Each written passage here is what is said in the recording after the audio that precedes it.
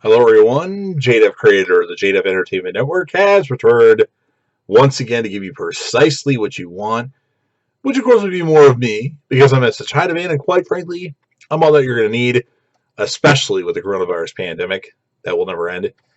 Giving you gals and guys another True Blood Season 1 episode recap video. But before I continue with that, it's very important if you're not caught up with where I am recapping True Blood.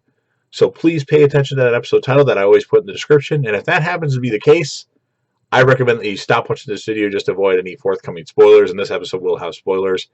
And for the rest of you, just a few things I need you to do for me, and they won't take long at all. Go ahead and smash that like button. You can share the video as well. Leave me a comment in the comment section with your thoughts, your overall score, and anything True Blood related up to this point. And last but not least, you better hit that sub button and subscribe to the channel and join the team. All those things, of course, help me out, help the channel out. It's greatly appreciated, even if you just do one thing. So, True Blood Season 1, episode number 11. The title of this episode is To Love is to Bury. As part of the vampire ritual, Bill buries Jessica's body in the ground, waiting for her to turn. After being attacked at Merlot, Sookie once again has Sam stay with her for protection, and the two start growing much closer in Bill's absence. Jason helps Amy clean up the mess Eddie's death left behind and demands that she get rid of every drop of bee juice in the house. The next morning, Sookie searches for the young woman she saw in her vision. With Sam's help, Sookie tracks down the woman named Cindy down to a pie store. They learn from one of the patrons that Cindy was a fangbanger and that her brother, Drew Marshall, disappeared shortly after her death under suspicious circumstances. Jason confides in Renee and Hoyt about Amy's V-Juice habit. Sam and Sookie persuade a difficult police officer to give them information on Drew Marshall, and he promises to fax a photo through to the Bontoms Police Department. After seeing his state senator friend on television campaigning against vampire and homosexual rights, Lafayette confronts him about his lies. Amy cooks Jason a nice meal and the two make up. Yay, because I like Amy's character. On the way home, Sookie confides in Sam that she thinks she's in love with Bill, but she does express doubt over his loyalties to his fellow vampires. Jason and Amy decide to do V together one last time, and while they are passed out, the killer sneaks into their bedroom and strangles Amy to death.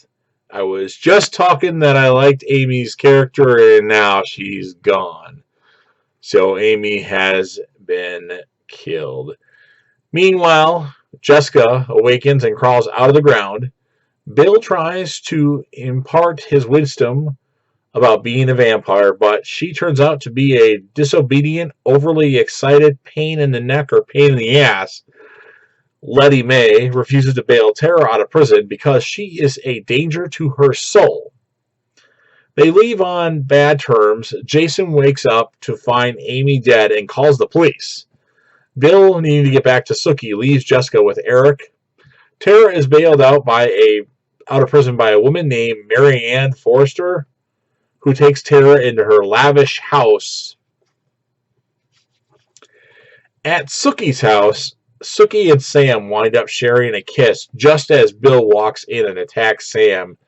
Seeing Bill's vicious side, Sookie rescinds his invitation into her house and slams the door on him. Jason is taken into police custody, saying he doesn't want anyone else to get hurt. A gossipy and distracted secretary is on the phone and doesn't notice the fax of Drew Marshall's photo before burying it under a pile of paperwork. Not before revealing the photo to the audience, who discover that Renee is the killer. All right, so we had some developments. We found out who the killer is. We had the unfortunate death of Amy. Pretty good episode.